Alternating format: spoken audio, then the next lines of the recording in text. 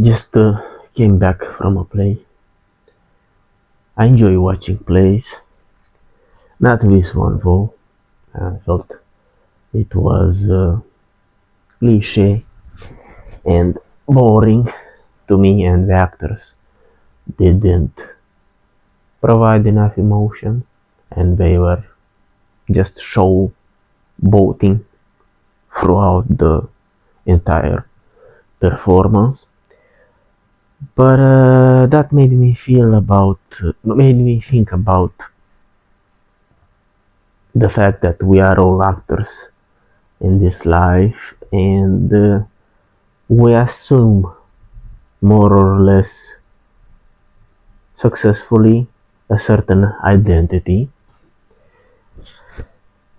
which is at first imposed on us by society, and which we then mold into something different. We adapt, and ultimately we arrive to the idea of ego death and depersonalization. But when you are young, we kind of are searching for our personality, and I'm sure that each and every one of us, regardless of our gender, has been at a certain point in their life when they wanted to assume a certain role, and to try to be different and to identify with something that we were not, whether because they wanted to impress someone of the opposite sex, or because they weren't just sure of who they were, and so we try to build our personality out of elements that we observe outside, because even if this idea doesn't hold true to this day, but we are in a lot of ways related to monkeys, which are creatures that are known for their imitation skills, at which we excel. And we kind of try to assemble our sense of self like a mosaic, and it's difficult to find it as long as you are conditioned and are not aware of how you were influenced, whether by our culture or by our upbringing. Doesn't matter. But after a lot of tribulations, we reach a certain moment when we have the sensation that we just cannot take it anymore, that it's too much for us. And usually this sort of pointing depression arises when we ignore our true self and try to be utterly different. And this act of repression makes us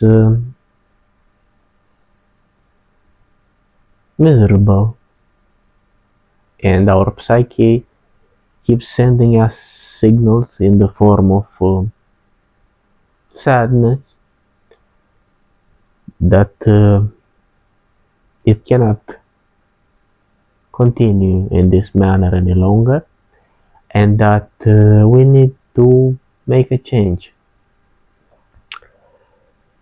And I believe that actors are very good at that, and that the good ones are very aware of themselves, and that they are able to access their visceral emotions, and they don't try to do something, or to put it more precisely, they access that ingenuity inside themselves in order to be able to replicate it in a convincing manner. And that's why you feel like when you are watching a great scene, be it of cinema or just a performance in a theater,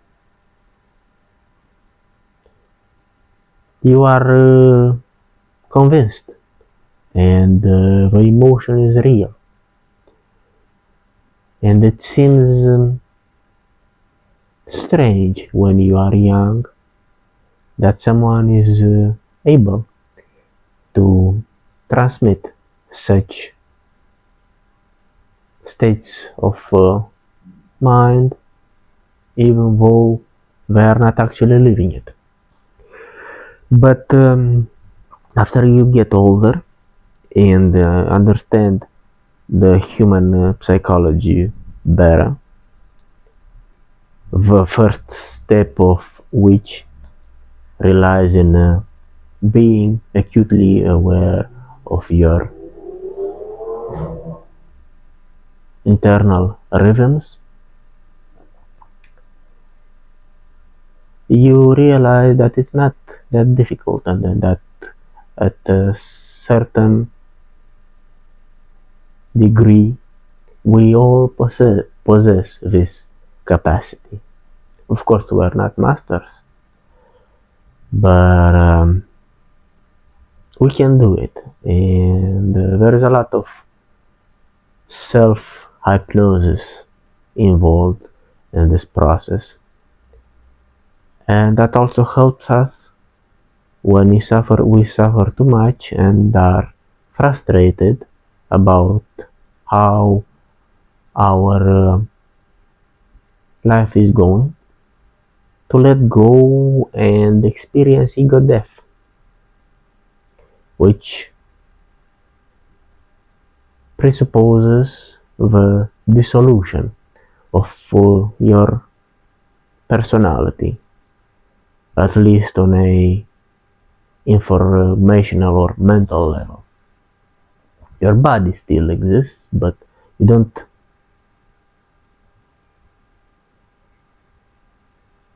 get attached to the labels that have been thrown upon you.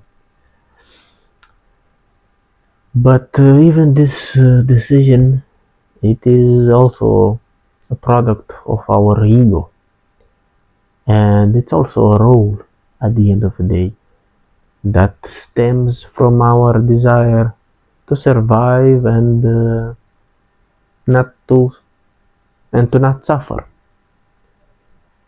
and that's the most valuable thing that we can achieve in this life, I believe, to suffer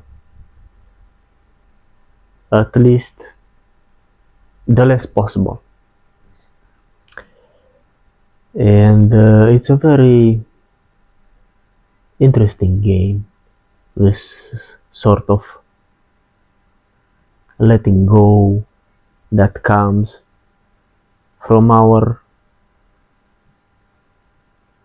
volition, and in which you have to believe in order for it to function and to accomplish its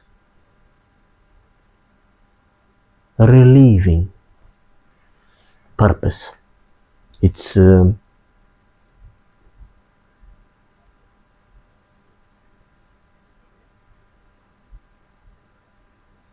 curative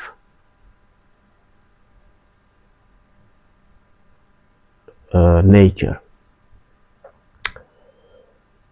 And I remember when I was younger, one of my friends with whom I still keep in touch, when we were discussing about how our identity was perceived by others, of course, not using this kind of language at that time, and when we still kind of didn't know each other very well, and we both kind of performed in a certain way, although now we are completely honest and vulnerable with each other. So he told me that when he was like 16 or so, he used to go to the gym, and sometimes when he came home, or even there when he was training, he used to, to look in the mirror and pretend like he was a bulky guy, a tough one. And he told me about it, and he also mentioned that, I still don't, I'm still not certain if I am like that or not. Meaning that he was still unsure about how he really was. And I didn't have deep insight that I have acquired now. I know I am very humble, but anyway, I'm smarter now than I was then, at least from a philosophical level. But his words struck me, and I was also pretending in a lot of ways. Of course, you need to adopt a persona in order to be able to function in society and be accepted. But there has to be a limit. So the ego death is also a step of this process. I believe the last one, not in a way that you lose yourself after that, so to speak, but because you don't experience nothing different after that, except of reverting back to your old ways occasionally, because the VR is too strong, so you never get rid of it utterly. And definitely, and I believe that you have to have faith in this, and to be yourself, because at the end of the day, nobody is sure of anything in this life. So if you have a system of beliefs in virtue of which you can live more or less at peace with yourself and with the world outside, without fretting constantly and being worried about imagined dangers that perhaps might never come, you should stick to it. If you believe in God, that's good. If you are an atheist and that makes you feel better, that's okay. There is no definite answer. And that might sound nihilistic to some, but I believe that you should adopt a certain point of view that's not too restrictive, and that doesn't entail violence. I believe that's crucial, because otherwise we're mere beasts, fanatic monsters. So if you are sure about something, it must only be between you and yourself, so to speak. You shouldn't impose your view on others unless they ask for your opinion, or in a non-intrusive way, being always willing to discuss different standpoints. So you know how Shakespeare said that we are all actors in this game of life, and he was true, and you must be aware of that, and about our imitative nature,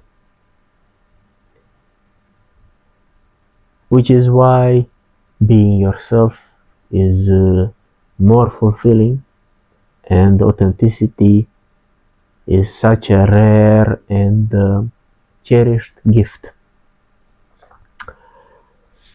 And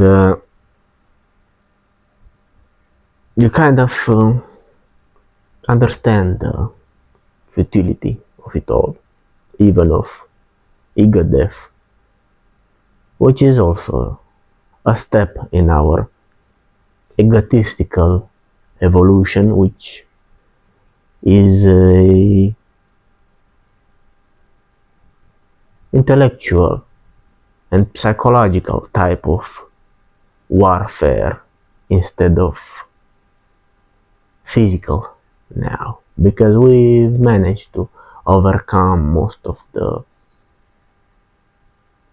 obstacles that were putting our lives in danger for so many millions of years. So our software, so to speak, is still in accordance to those times. It doesn't change so rapidly, but the circumstances are different, so we need to adapt. Anyway, I wish you a good day, and be yourself.